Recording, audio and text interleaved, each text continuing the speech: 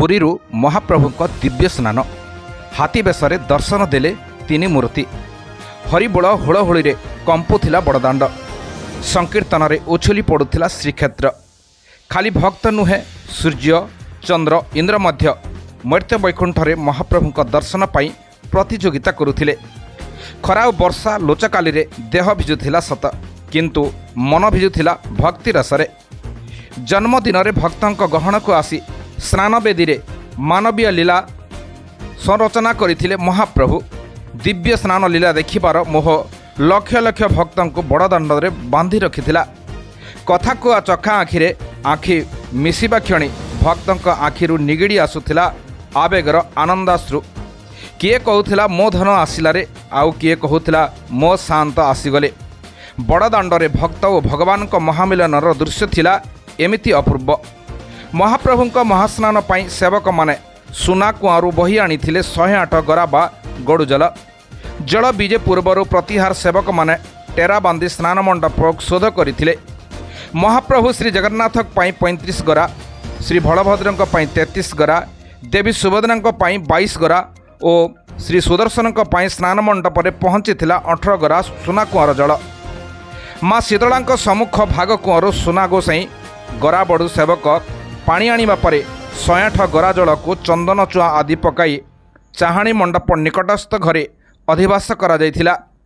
एही सुवासित जल रे महाप्रभुंक महास्नान करा जायथिला। गरा बड़ू सेवक माने जोगाई देथिबा जल को पूजा पंडा सेवक माने स्वतंत्र रूपा पिंगण रे श्री विग्रह को स्नान करा जायथिला। मात्र जलराशि श्रीमुखरे पड़िबा क्षणी किछि सेवक पोछि नहीं एक गड़ू रे भर्ती करुथिबा देखिबाकू मिलिथिला। स्नान बेले स्नान बेदी उपरे सीमित सेवक रहिबा को कुहा जाइथिले हैं बहु सेवक समागम जोगु दर्शन रे समस्या सृष्टि होइतिला। भक्तगण महाप्रभुंक गणपति बेशरे देखिबाकू इच्छा प्रकाश करिथिबारु आज महाप्रभु गज तथा हाथी बेशरे सजाई होई दर्शन देइथिले। राघव दास मठ गोपाल तीर्थ मठ पक्षरु बेश जोगाई दिया जाइथिला। भक्त मध्य महाप्रभुंक एभली दुर्लभ बेश दर्शन करी अत्यंत तृप्त होइचंती। पहंडी पर्व निर्धारित समय ठारू 45 मिनिट विलंबरे होइथिला। सात पाहाच निकट को आसीबा परे श्री विग्रह मस्तक रे टाहिया बंधा संपूर्ण होइथिला। 5 घंटा 45 मिनिट रे सुदर्शनक पहंडी आरंभ होइथिला। परे धाड़ी पहंडी रे श्री बलभद्र देवी सुभद्रा और शेष रे 6 घंटा 22 मिनिट रे महाप्रभु श्री जगन्नाथ स्नान वेदी को विजे करथिले।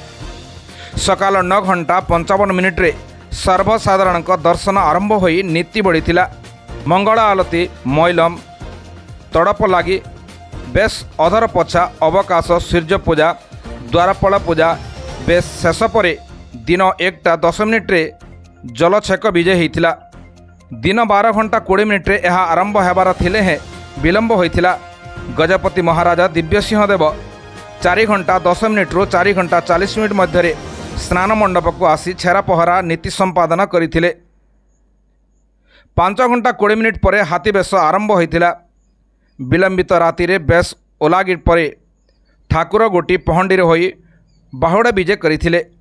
रत्न सिंहासन को न जाई से विग्रह माने अणसर घर को विजे करथिले। State crime bureau chief Umashankar मिश्रंक रिपोर्ट, सलिट न्यूज।